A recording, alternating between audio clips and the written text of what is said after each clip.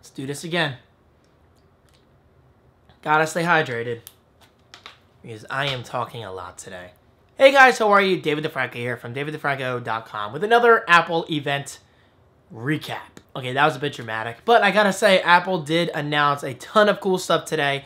Now, if you did not see my iPhone 6 and 6 Plus video, check it out in my previous video, or just, use the video description right below. That's probably a little easier. But for this video, we're gonna talk about two very important things: Apple Pay and Apple Watch. Now, right off the bat, I gotta say, it's very interesting that Apple is not really using the I in their name, such as iPay. But still, I'm not really surprised with that because iPay.com is taken. And I'm thinking that's why they didn't go with iWatch, because if they went with iPay, then it would be iWatch. But because it's Apple Pay, they're going with Apple Watch. And then finally, there's a whole iTV fiasco that happened years ago, so they call that device Apple TV. So I think it's pretty consistent: Apple TV, Apple Pay, Apple Watch. Just my opinion. Anyway, let's start out this video with Apple Pay. This is definitely very interesting because it's been long rumored for probably years now that Apple is maybe going to step foot into the whole NFC, world of payments. Which I've always said, yeah, NFC is cool, but it's not really catching on yet. And honestly, it's going to take a company like Apple to make it a standard. Because let's face it, Apple has the power to kick off markets such as tablets. The iPad made tablets more popular than ever. The iPhone made smartphones more popular than ever. And they could do the same exact thing with NFC payments with Apple Pay. And that's exactly what Apple Pay is. It's NFC technology, near field communications for those not aware, and it basically talks with your iPhone 6 and iPhone 6 Plus in conjunction with NFC equipped retailers. Meaning you can whip out your phone, use your credit card on your phone, and pay with your phone without ever having to touch your wallet. Now, of course, when you're making transactions, you're going to want to be as secure as possible, right? Obviously. Which is why it's great news that NFC, as expected on the iPhone 6 and 6 Plus, both use Touch ID integration. So this basically means when you want to make a transaction, you use your thumb, and boom, it's done. It is completely private. The cashier never ever sees your credit card information. Apple doesn't even know which purchases you make. And well, it's all in all a seamless experience, at least from what I can tell from the keynote. Okay, so as of this video, Apple Pay is starting in the US, and it works with major credit card companies such as American Express, MasterCard, and Visa. As well as 22,000 retailers, including Starbucks, Target, Apple, Uber, the whole fancy taxi driving service, and plenty more. Now the bad news, and you may have heard me mention this before, Apple Pay only works with the iPhone 6 and the 6 Plus, as well as the Apple Watch, which we'll talk about in a moment. And well, those are my thoughts about Apple Pay. I'm not really going to talk about it too much. Believe me, it is a very interesting topic. Honestly, I've never had a problem with taking my wallet out and swiping my PayPal card.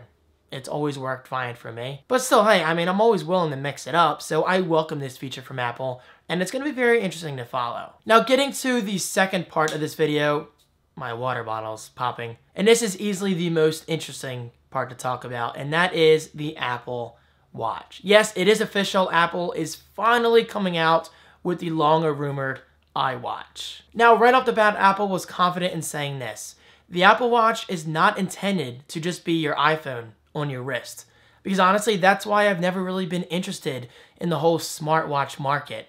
Because it's basically just a glorified version of notification center. Getting emails on your wrist and phone calls and text messages. That's cool and all, but why can't I just whip out my phone and do that? But thankfully, it looks like Apple is looking to do something unique with the Apple Watch, and it definitely has my interest. Okay, so I have a bunch of notes right below the camera here, so I'm going to go through them pretty quickly. Okay, so the Apple Watch uses a crown on the side of the watch itself to basically zoom in and out of maps, scroll through lists, and much more. You can press the crown at any time to go to your home screen, which, by the way, I gotta say, the home screen definitely looks very interesting. I'm really glad Apple didn't get lazy in the user interface department, so it's going to be interesting to see how this works on a smartwatch. You can turn on the display simply by raising your wrist. Now, it does support Siri, as expected, as well as weather reports, text messages, music playback, and a whole lot more. Turn-by-turn directions, which could be pretty useful. I mean, especially if you're on foot, so that's something to keep in mind. Apple Watches apparently talk to one another. Now, according to the keynote, and I did not watch it live because, as you know, they had a bunch of live streaming issues, you can send information from Apple Watch to Apple Watch, and I think I can feel your heartbeat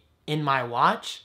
I'm not entirely sure about that. That sounds kind of gimmicky, but it could be cool at the same time. There's really no way of telling until you use the watch yourself. It has wireless inductive charging. Thank you. I'm so glad Apple went this route. I cannot stand the thought of plugging a cable into a watch. It just really frustrates me. It supports a tactic engine, which basically gives you subtle vibration feedback. You can reply to text messages on the Apple Watch itself, which at first might sound a little confusing, but apparently the Apple Watch software actually reads your text messages and predicts your answers for you. So that's pretty sweet, and I'm really looking forward to using that myself. Okay, so like other smartwatches, there are different watch faces to choose, as well as several different straps to put on the iWatch. Now, are these interchangeable? I'm not sure. I may miss that detail. Obviously, I still have a lot of research to do, but I hope they are interchangeable. I don't see why not. And yes, like the iPhone, you can get it in two different sizes, big and small. I'm not sure what they call these sizes, but hey, choice is good. And apparently it's available in 18 karat gold. I really have to look into that more. I'm not a big fan of the whole gold thing. It feels gaudy to me. But still, if gold is your thing, then bling away. And yes, the Apple Watches do support animated emojis, which I gotta say is pretty sweet. Okay, so Apple has taken the time and resources to make their own fitness and workout apps that work on the Apple Watch. And from what I've seen during the keynote, these apps look really nice. But of course, it does not stop there, just like the iPhone, and I'm actually kind of surprised they didn't wait until the second generation Apple Watch to do this. The Apple Watch is open to third-party developers using something called WatchKit. So it's kind of like HomeKit, but for watch applications. And well, honestly, I like the name, WatchKit. Now, this is really cool. Towards the end of the keynote, they said the Apple Watch can be used as a walkie-talkie. A walkie-talkie. That alone, in my opinion, is a big selling point. Instead of having to whip out my phone and call someone for a quick question or answer or whatever, I can just be like, hey, you there? Yeah, meet me at Wawa. Or whatever. I mean, it's better than texting sometimes, and it's just more fun. And thankfully, the Apple Watch does work with the iPhone 5 and above. Meaning it works with the iPhone 5, 5S, 6, and the 6 Plus. So this is great news because, as you probably know, I'm not really going for the iPhone 6 or 6 Plus yet because of my 2-year contract, and I don't want to pay the early upgrade fee. So basically, that means that I will continue to use my iPhone 5S for the next year or so. Oh, and by the way, this is very important. The Apple Watch is compatible with Apple Pay, which is pretty cool. So if you don't feel like whipping out your phone from your pocket, you could literally just do this. Beep.